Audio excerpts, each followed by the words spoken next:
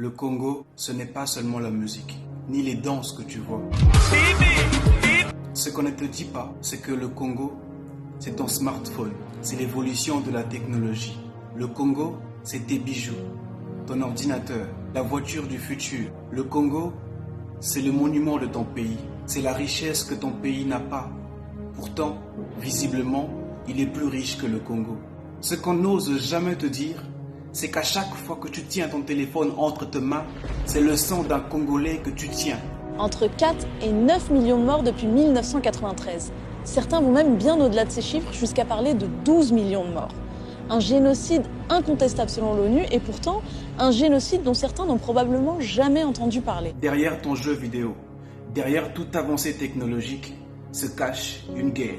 Une guerre nourrie par les multinationaux, les politiques, les scientifiques, les accros à la robotique. À l'est du Congo, le sang coule comme un robinet ouvert durant des années. Parents et enfants courent ça et là, fuyant des tonnerres de bombes. Les filles violées sans état d'âme, les femmes enceintes et éventrées sous le regard impuissant de leur mari. Un enfant de moins de 5 ans qui assiste à la décapitation de son père. Peut-être même qu'il n'y échappera pas non plus. Ne me tue pas, ne me tue pas, pardon. Laisse mon père en vie, ne me viole pas, ne me viole pas. S'il te plaît, ne touche pas ma mère. Vous entendez ce cri? C'est les conséquences du silence que nous gardons. Je dois en parler parce que mon silence est un crime. À vous, multinationaux, scientifiques, concepteurs de véhicules, fabricants des smartphones, j'ai une question. Est-il possible d'exploiter nos richesses sans nous violer? C'est possible d'imposer la paix à tous ceux qui vous vendent clandestinement nos cobalts, nos diamants, nos manganèses, nos coltans? Est-il possible?